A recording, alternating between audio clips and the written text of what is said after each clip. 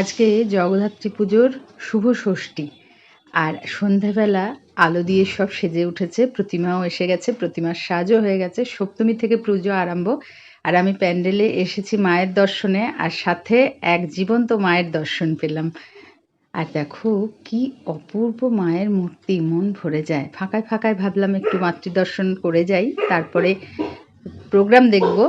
এই হচ্ছে বাড়ির সামনে থেকেই প্রোগ্রাম দেখব। আর প্যান্ডেলে তো সকলে এসেছে, ভিড় করে আছে, আর উদ্বোধন সঙ্গীত হওয়ার জন্য প্রস্তুতি চলছে।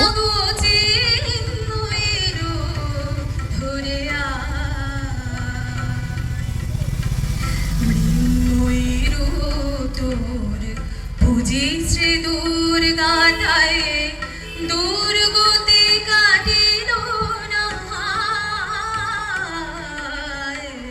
চিন্ময়ীর ধরে আয় মাগো চিন্ময়ীর ধরে আয়।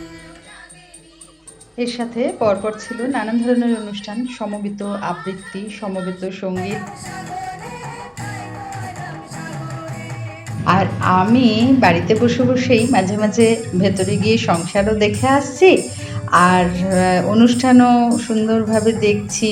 আর এবছর প্যান্ডেলটা এত সুন্দর করে করেছে যে একেবারে প্রতিমা দর্শনও আমাদের বাড়ি থেকেই হয়ে যাচ্ছে।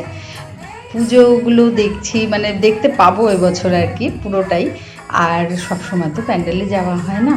আর এই প্রত্যেক দিন এখন 3 দিন ধরে অনুষ্ঠান হবে। আর কদিন মানাই বারবার বলেছে যে বিকেলটা পুরোপুরি আমাকে ফ্রি থাকতে, মানে আমাকে প্রোগ্রাম দেখার জন্য ও চুটকারা দিয়েছে। ঠিক আছে, চলো আজকের মতো মিনি ব্লগটা এখানেই শেষ করছি।